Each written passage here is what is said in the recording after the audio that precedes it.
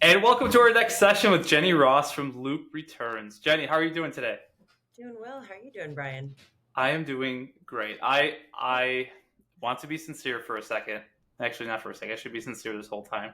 But thanks for joining us. I know it's been just difficulty finding the schedule to get it done, but thank you for being a session and a speaker for our first AI CX virtual summit. Yeah, super excited to be here. I'm glad we figured this out. Yeah. So let's just get right into it.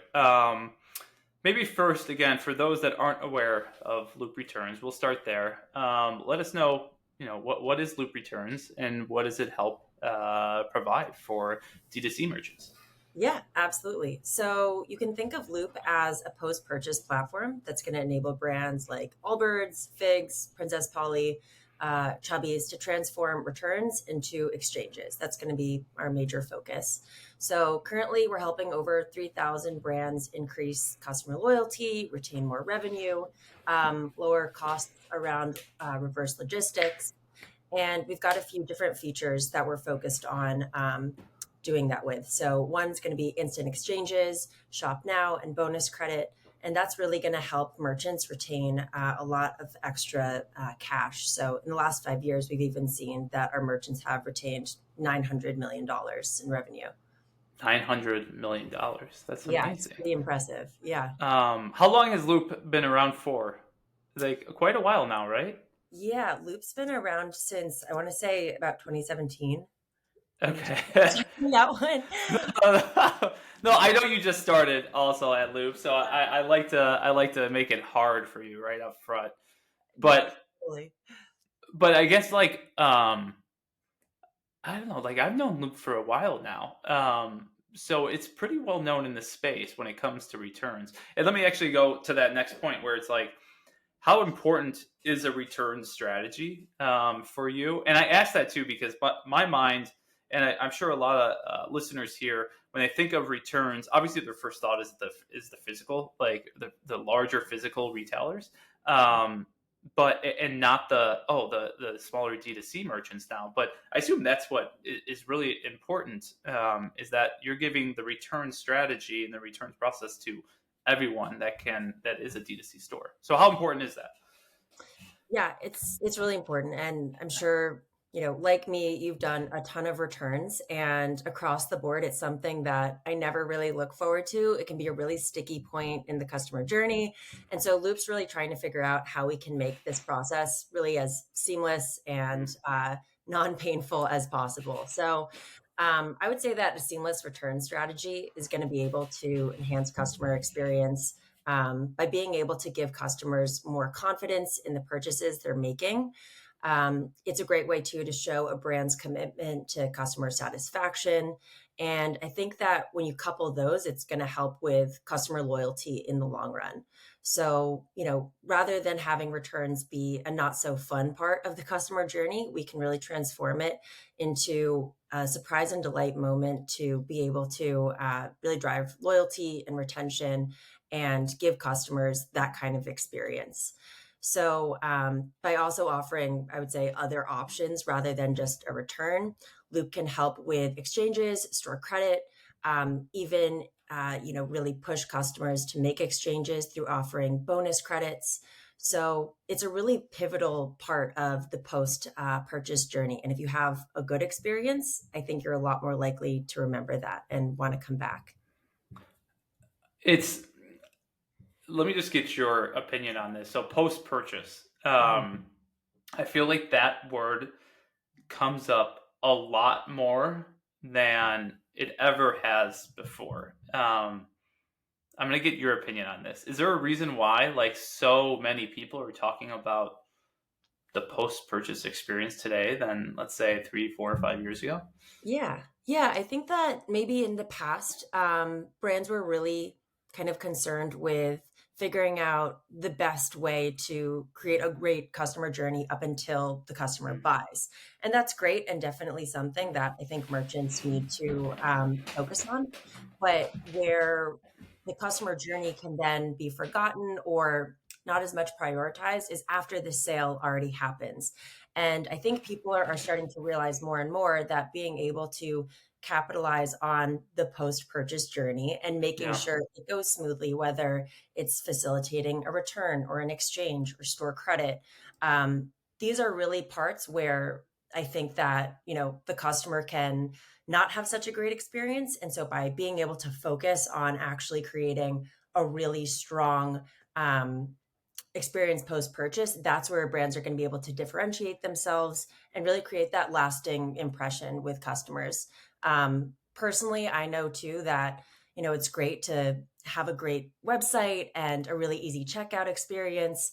Um, but I definitely remember purchases I've made where they make it super, super easy for me to make a return or find like the item that I really love and wanted to get in the first place. Yeah, I agree, and I do think that there's just been so much focus on, I'll just say, like, the marketing team. I could say that because I think I'm a marketer, but like on the marketing team to drive new business, new transactions to a website, and there's just never been that emphasis on like, okay, now what happens afterwards, and Right. this is where I think Loop plays such a huge role in that process and the post purchase experience. So off I guess just going off of that, I know you have thousands of clients. Do you have any examples to share with us of some of those clients that have put together, a certain return strategy and with utilizing Loop?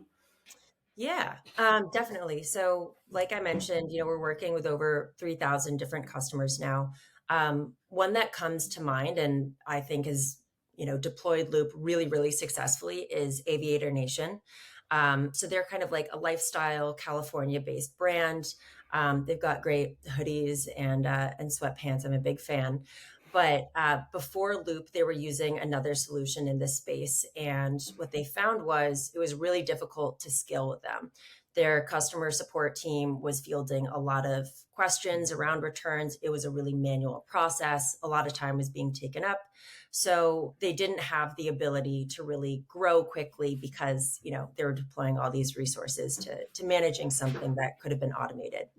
So we started working with Aviator Nation, and immediately were able to automate a lot of the tickets they had around returns. We were able to instill workflows to kind of immediately automate like these processes that formerly their customer success agents had to manually go in and answer questions about, how do I submit a return or can I exchange this? Loop could Mm, instantly automate all of that. Um, and what they were also able to do too is really drive their customers to make exchanges, right, rather than returns. yeah. So instead of seeing returns as like a huge time suck and money suck, I think it's a really cool example of how they were actually able to transform it from that into like a revenue driver. So they were able to reward customers and incentivize them to make those exchanges. I think that they then saw about 64% of revenue retained from returns and $12 as an average upsell per return. Wow. So that's huge. And, it definitely piles up and actually is a great, I think, success story for showing Yeah. how, returns can No. actually make you money. Yeah. No. Thanks for sharing that. I think I find it fascinating because when you were talking about that, what word came to me about the entire returns process and strategy was the word being proactive. And I say that because when you were describing the challenges and even the solutions, it was really centered around like, okay, there's going to be returns. So how do you get in front of that? They're going to be returning certain items. So how do you make sure that like those items then come back to making money and revenue and not a loss of revenue? Is that kind of like a lot of conversations that it's centered around being more proactive in that post purchase kind of experience? Yeah, yeah, definitely. I think that being proactive and, like you were kind of saying, figuring out where are the different points that maybe we're kind of weak in our returns strategy. So maybe Yeah. there's a lot of manual work.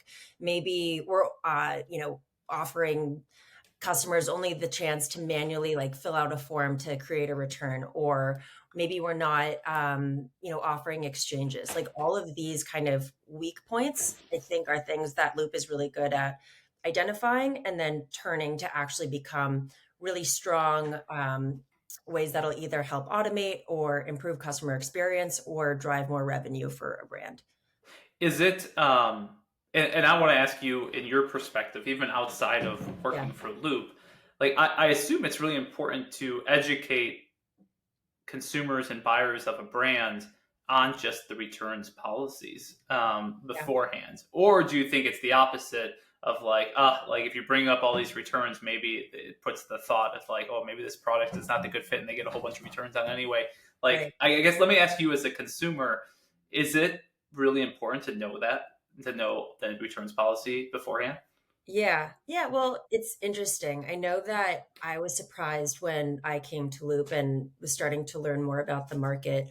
I'm forgetting the exact percentage, but the majority of shoppers, before they make a purchase, will actually look at the returns policy to see what Mm. flexibility they have with that going forward. So, myself personally, I should probably look at returns more because sometimes I'll get stuck with final sale and it's not the best experience for me. But I do know that as a whole, making sure that customers have this flexibility is more and more important. Um, I would say that Amazon, for example, has done a great job kind of creating a really easy returns experience. And that's what customers are super familiar with is this, frictionless. Amazon will pick up your, return from your door, or you can drop it off at Whole Foods. Um, and so customers are starting to expect that even when they're not shopping at Amazon. I love that. Because like that insight of everyone probably is searching for your brand and return policy. One, Yeah. I'm a marketer from an SEO perspective, so I would tell every single merchant to like build that page. Like you have to have a returns page because people are already probably googling that and trying to find that anyway. Yep. And I assume that even has to help in the conversion process as well too, and improve your Totally. conversion rates. Yep. Is that something? Actually, just a random question. Does Loop measure that? Like, if it actually helps in the conversion process in the first? I'm not sure if we have Okay. like specific percentages around conversion rate data for that. I will say though that, if you look at a brand and they do have a really flexible return policy, I know there are some merchants out there that are priding themselves on doing, a year-long return policy. As a customer, I would find it hard to imagine that that wouldn't compel you to want to check out 100%. faster. So, I think that deploying those really flexible, very kind of human first policies would definitely uplift conversion rates and just give the Yeah. customer like more trust in the brand. I would probably finalize on this point where it's like it's a point in the customer journey. No matter where you think if it would factor into the conversion rate or not, it is a point there. People are hitting the returns page. Totally. Okay, so this goes into there's a lot of sessions today that talk about data because when we're thinking about AI is only as important as the data that it is learning from. And so I want to ask you, when it comes to returns strategy, um, is there one? I guess two-part question. One, is there data that Loop Returns is collecting? And two, if it is collecting, like what type of data is something like Loop Returns collecting for a merchant? Yeah. Yeah, there's going to be a lot of data that Loop will collect. I think, though, that one of the most important kind of areas of that data, though, is really going to be around return reasons. So when a customer goes through the Loop returns flow, they'll be asked a series of questions, things like, what was the reason for making this return? Maybe, your t-shirt was too big that you ordered. Then there might be a situational follow-up question. Was it too big? Was it too small? Was it the wrong color? To kind of get more data on that first question. And then we'll also allow merchants to offer an optional comment box so that they can really get that feedback from customers. So, things like return reasons are going to be able to allow merchants to see certain patterns in how their shoppers are behaving. And I would say that that customer feedback is really invaluable. It'll be able to help merchants be able to optimize the return process, minimize return rates going forward, and offer more personalized returns solutions for their customers. So absolutely, lots of data kind of gets incorporated into Loop, but the most important one that I think can really be a game changer for merchants is understanding, customer feedback. And have you heard of any merchants like changing anything up based on that customer feedback? Yeah, definitely. I don't know, like if I can share the specific name, but I know that there have been instances, right? If, for example, I think there was like a hemline that was um, not the right kind of length, and a lot of people said this is too short, this is too short, it's not working, Uh, and you're able to then kind of get that, and then I think that the brand was able to kind of change how they were manufacturing that piece. And imagine that you can have kind of similar situations too with verticals where like fit is really important. So things like fashion, intimates, swimwear, footwear is going to be really big. Getting that data so that you can make the best possible shoe or bathing suit or whatever it might be is going to help.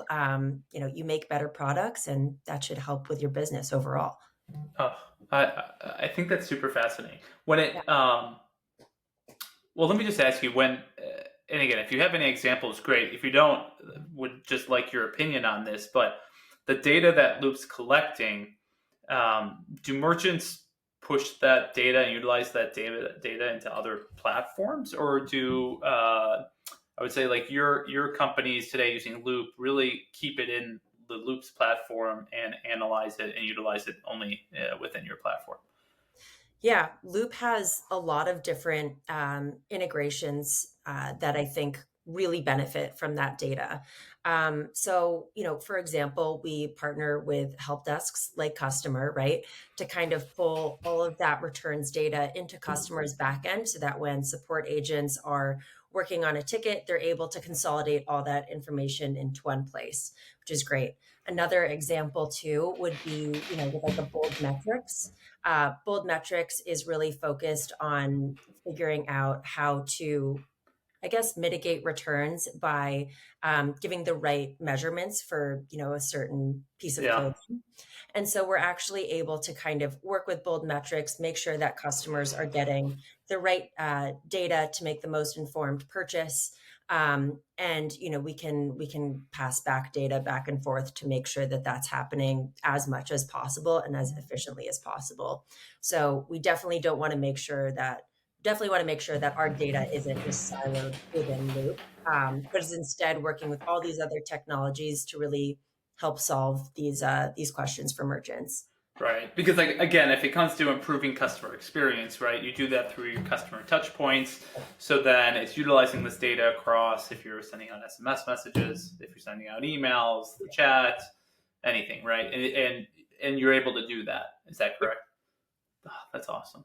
Okay, so this kind of leads me to one maybe and I'll take a step back here. Like it's a holistic question when I assume maybe I'm wrong here, but like the best returns policy is like you can return it whenever you want, and you have 5, 10 years or lifetime to return certain items. Now, how do you balance a returns like a good returns policy with uh, the financial implications at the end of the day? And do you like? I guess do you have an opinion on that? Does Loop have an opinion on that? And what do you tell those merchants that are trying to understand, what should be their returns policy?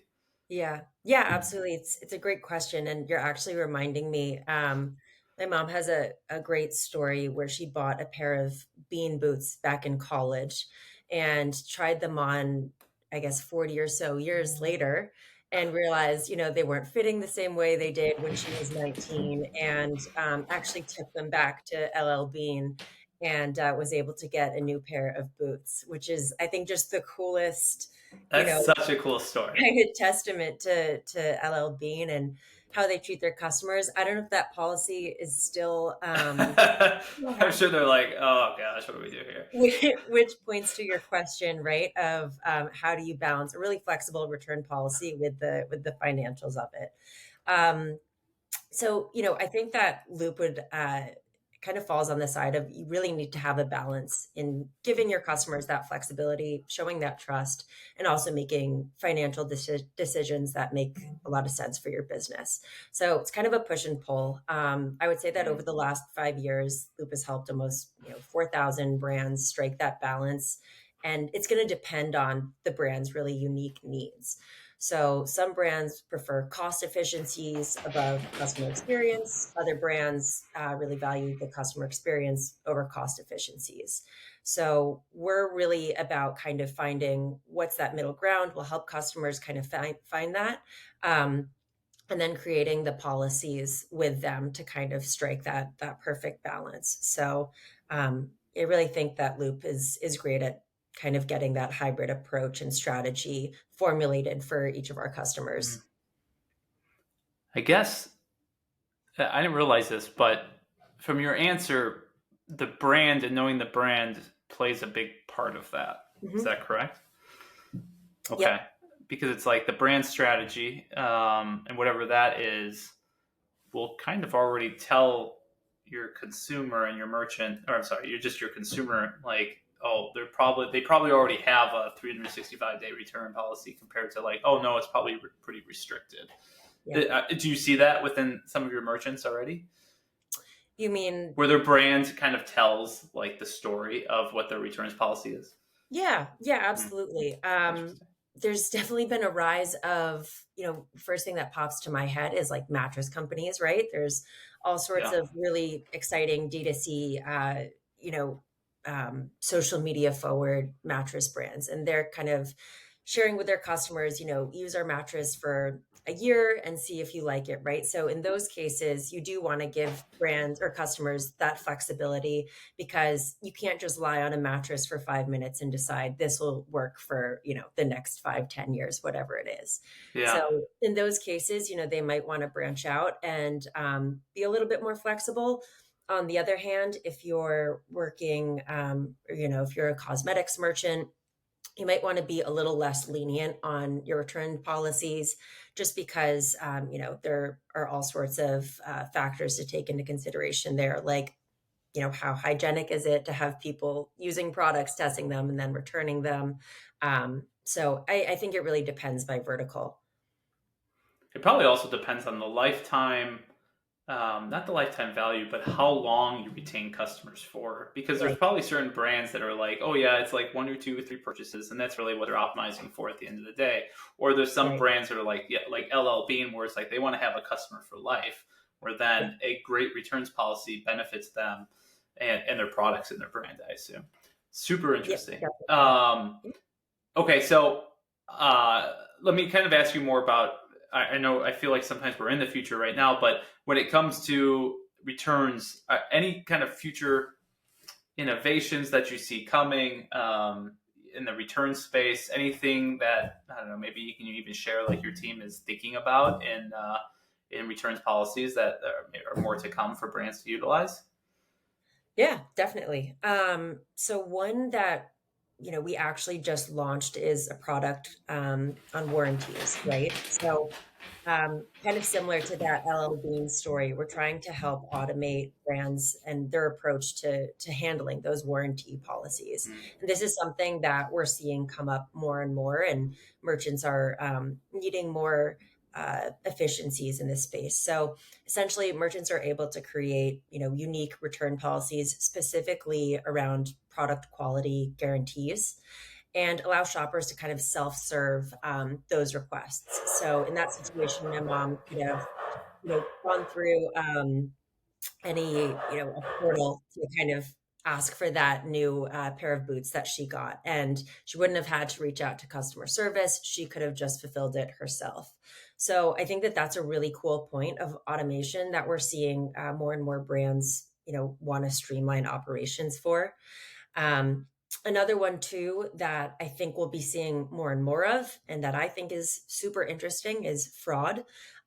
Returns fraud is definitely something that I think more and more consumers are learning. What loopholes to work and how they can kind of take advantage of some of these policies. And so figuring out a nice balance of how to mitigate fraud, prevent fraud, um, and not have substantial losses there while also giving customers flexibility is a tough balance and something that Loop is thinking a lot about. I assume, and again, I know you're not on the product side, but when it comes to AI, my bet is that AI really will help um, Loop understand and the merchants understand probably fraud use cases. Do you think Yeah, so as well? definitely.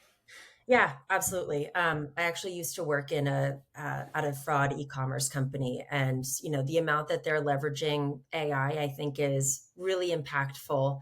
Um, and frankly, probably the only super effective way to be Hmm. proactive about fraud is leveraging AI. Okay. And this leads me to the last question. And I wanted this discussion to be more about the customer experience because I think that's what returns policy is. But I have to kind of end on AI as well too. Um, Mhm. so, any thoughts on like utilizing AI in the returns space? Any merchants utilizing that already, and any of your thoughts about it?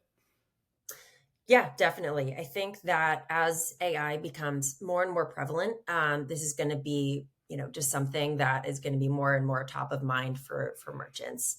Um, the way that we see it right now is that AI will be able to help merchants really better understand that return data that we were talking about, Hmm. so that they can make smarter, more informed decisions going forward. They can make sure, for example, that AI is identifying like a certain item that's returned due to a sizing error more than others. Um, AI would be able to, give you this metadata that'll help give information to fix that issue and kind of prevent that going forward. So, basically, AI can just simply enable merchants to get to know their customers on a much deeper level than I think we're even, aware of right now. Yeah. I mean, I think it just lends itself to the personalization that's yet to come, and then especially during a returns experience. Like I can imagine if we're also optimizing, all these platforms are optimizing for like a really personalized customer experience, utilizing all the data. Gosh, when it comes to returns, like there's probably so much information you already know about this person, what they're returning, and probably even product recommendations as well too, of like, well, what else that they Yeah. should consider, right? Yep. Definitely. Or maybe even like before someone purchases, probably the likelihood that they are going to. Do you already have that, or no? You don't. Okay, The likelihood that that they someone will is return. over Yeah, something based or return that something. based on like their history, the product history, and there's probably another variable in there as well. We don't currently, but I wouldn't be surprised in some time in the future if that becomes,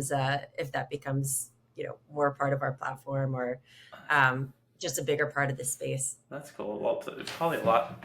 There's a lot to think about there, and A lot to figure out. again, I just want to say thanks, Jenny. Like, I really appreciate your time here. Really appreciate that Loop's part of this. And I wish you all the best throughout the rest of the year. I know we only have a couple of weeks left, but Thanks. definitely into Yeah. 2024. Yeah. No, thank you so much, Brian. Really glad we got to do this. This was such a great chat. Really appreciate it. Cool. Thanks, all.